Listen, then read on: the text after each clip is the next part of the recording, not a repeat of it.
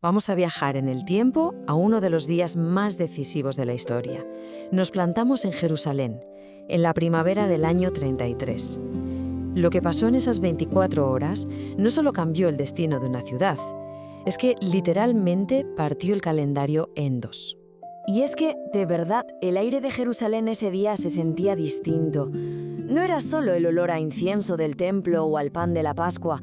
Había una tensión en el ambiente, una electricidad que se notaba en las calles de piedra. La gente que vivió ese día, aunque no entendiera del todo lo que estaba pasando, sintió que algo muy gordo estaba a punto de cambiar para siempre. Para entender la dimensión de aquel día, primero tenemos que entender el escenario, porque no era un día cualquiera en Jerusalén, no, era la Pascua, la fiesta más importante de todas, en su punto más álgido. Fijaos en esta cifra. Normalmente, Jerusalén tenía unos 80.000 habitantes. Pues bien, durante la Pascua, la ciudad se desbordaba, llegando a más de 300.000 personas. Imaginaos el mogollón, el bullicio, un laberinto de callejuelas abarrotadas de peregrinos de todas partes del mundo conocido. Una auténtica olla a presión de gente y de fervor religioso. A ver, la Pascua no era una fiesta más, ¿eh? Era el corazón de la identidad de Israel. Se revivía la noche en que la sangre de un cordero salvó a sus antepasados en Egipto. Por eso, el sacrificio de un cordero perfecto no era un simple ritual, era el centro de todo. Y aquí es donde la historia se vuelve, es que es alucinante la sincronía. Esto no es una metáfora, es literal. El día 10 del mes de Nisán, que es cuando cada familia apartaba su cordero para la Pascua, fue exactamente el mismo día de la entrada triunfal de Jesús en Jerusalén. Y el día 14, a la hora en que miles de corderos se sacrificaban en el templo, fue exactamente el día y la hora de la crucifixión. Es que es una coincidencia clavada. Después de los juicios nocturnos, un poco de aquella manera, la ciudad se despierta con la cruda realidad de una ejecución romana. Así que aquí empieza el segundo acto de este día, el camino, en público, hacia el lugar de la ejecución. Tenemos que entender una cosa. La crucifixión romana no era solo una forma de matar, era un espectáculo de poder. Roma lo usaba para mandar un mensaje clarísimo. Esto es lo que le pasa a quien se rebela. Era una muerte lenta, pública, humillante, diseñada para aterrorizar a la gente. Intentemos imaginar la escena, por favor. El condenado, cargando con el madero de la cruz, abriéndose paso como puede por las calles estrechas y abarrotadas de Jerusalén. Una ciudad que a esa hora de la mañana ya era un hervidero de peregrinos, mercaderes, de todo. Un desfile horrible por el epicentro de la vida de la ciudad. Y ojo, este punto es clave. No pensemos que toda la multitud pedía su muerte. Para nada. El relato de Lucas deja muy claro que un gran número de personas, sobre todo un grupo de mujeres, los seguían llorando, completamente horrorizadas por lo que estaban viendo. Nos movemos ahora al epicentro de este día, a lo que ocurrió en una pequeña colina de roca a las afueras de la muralla de la ciudad, un sitio que conocemos como el Gólgota. La cronología es súper precisa.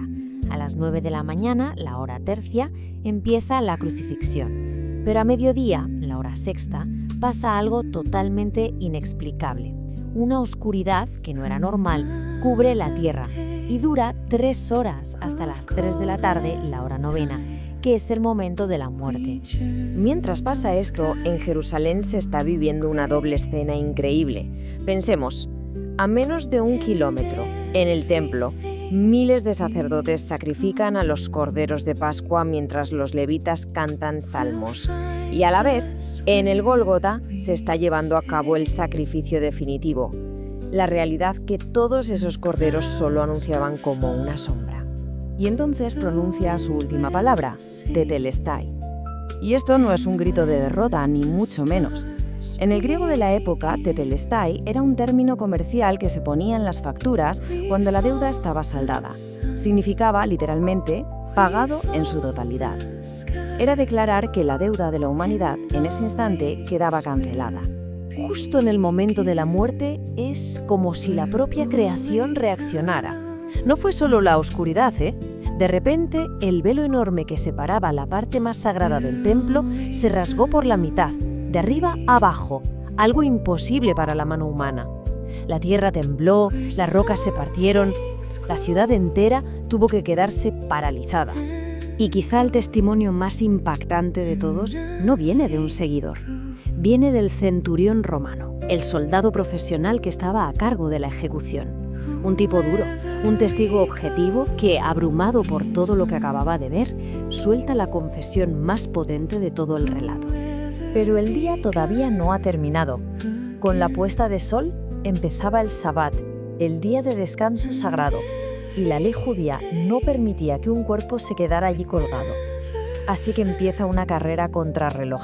Y es entonces cuando dos hombres que habían sido discípulos en secreto, José de Arimatea y Nicodemo, dos tipos ricos e influyentes, actúan con una valentía increíble. Se la juegan públicamente para darle una sepultura digna. Y Nicodemo trae una cantidad de especias que era para un funeral de un rey. Un acto de devoción total, a la vista de todos. Y es que hasta en estos últimos detalles la historia encaja con profecías antiquísimas. Igual que al Cordero Pascual no le rompieron ningún hueso.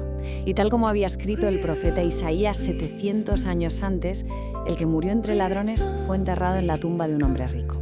Y aquí llega la gran ironía del día. Resulta que sus enemigos se acordaban de la promesa de resucitar mejor que sus propios discípulos, que estaban hundidos. Preocupados, le piden a Pilato que selle y ponga una guardia en la tumba. Y sin saberlo, lo que consiguen es garantizar que, si pasara algo, habría testigos oficiales e irrefutables. Y así termina ese viernes, con un cuerpo en una tumba prestada, sellada y vigilada por sus enemigos. Y esto nos deja con una pregunta final, que es la gran pregunta. ¿Cómo es posible que los sucesos de unas pocas horas, en una colina a las afueras de Jerusalén, se convirtieran en el eje sobre el que gira toda la historia humana, el punto que la divide en un antes y un después?